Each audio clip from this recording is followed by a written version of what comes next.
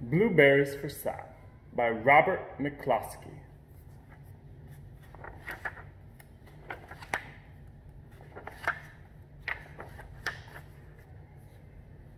One day, little Sal went to her mother to Blueberry Hill to pick blueberries. Little Sal brought along her small tin pail, and her mother brought her large tin pail to put berries in.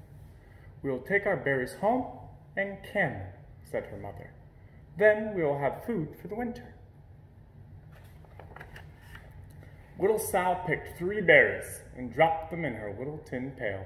Ka-plink, ka-plank, ka-plunk. She picked 3 more berries and ate them. Then she picked more berries and dropped one in the pail. Ka-plunk, and the rest she ate. Then little Sal ate all 4 blueberries out of her pail. Her mother walked slowly through the bushes, picking blueberries as she went and putting them in her pail. Little Sal struggled along behind, picking blueberries and eating every single one. Little Sal hurried ahead and dropped a blueberry in her mother's pail. It didn't sound ka-plink because the bottom of the pail was already covered with berries. She reached down inside to get her berry back. Though she really didn't mean to, she pulled out a large handful because there were so many blueberries right up close to the one she had put in. Her mother stopped picking and said, "Now, Sal, you run along and pick your own berries. Mother wants to take her berries home and can them for next winter."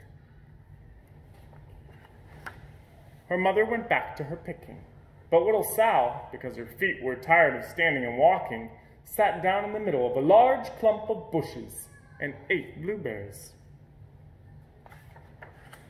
On the other side of Blueberry Hill, Little Bear came with his mother to eat blueberries.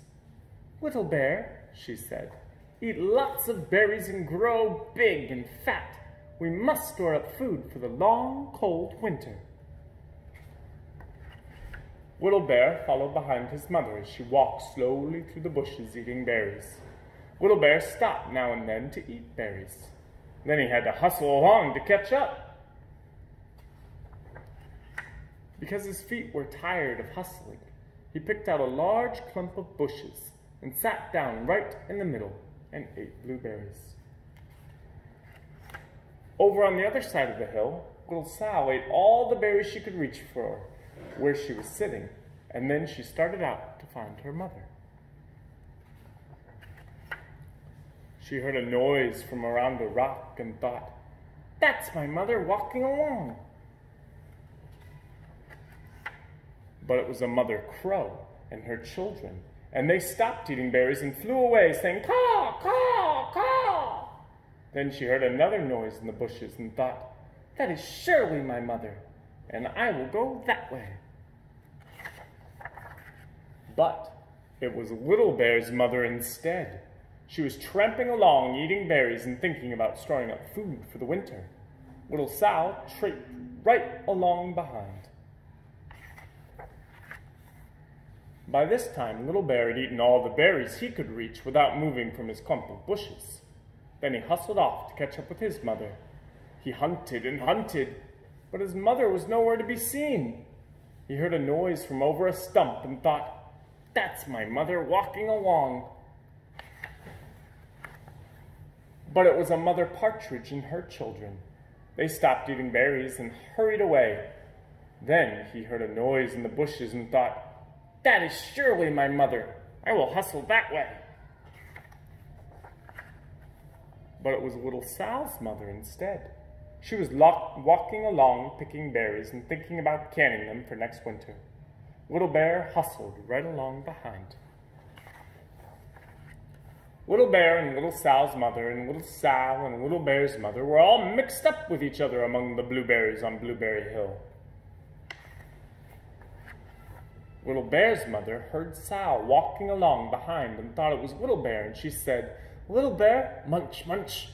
Eat all your gulp can possibly hold. Swallow." Little Sal said nothing. She picked 3 berries and dropped them, ka-plink, ka-plank, ka-plunk, in her small tin pail. Little Bear's mother turned around to see what on earth could make a noise like ka-plunk. "Grump!" she cried, choking on a mouthful of berries. "This is not my child. Where is Little Bear?" She took one good look and backed away. She was old enough to be shy of people, even a very small person like Little Sal. Then she turned around and walked off very fast to hunt for Little Bear. Little Sal's mother heard Little Bear tramping along behind and thought it was Little Sal. She kept right on picking and thinking about canning blueberries for next winter. Little Bear padded up and peeked into the pail. Of course, he only wanted to taste a few of what was inside, but there were so many, and they were so close together that he tasted a tremendous mouthful by mistake. "Now, Sal," said Little Sal's mother without turning around, "you run along and pick your own berries. Mother wants to can these for next winter." Little Bear tasted another tremendous mouthful and almost spilled the entire pail of blueberries. Little Sal's mother turned around and gasped, "My goodness, you're not Little Sal. Where is my child?"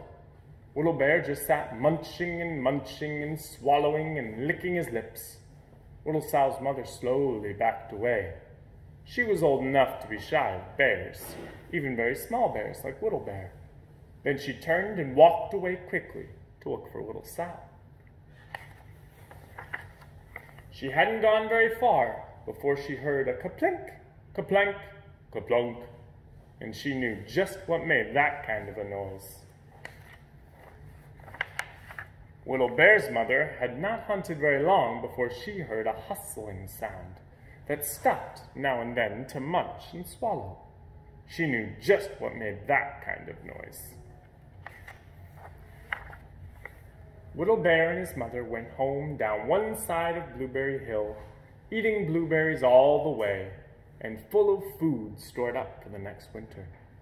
And Little Sal and her mother went down the other side of Blueberry Hill, picking berries all the way, and drove home with food to can for next winter.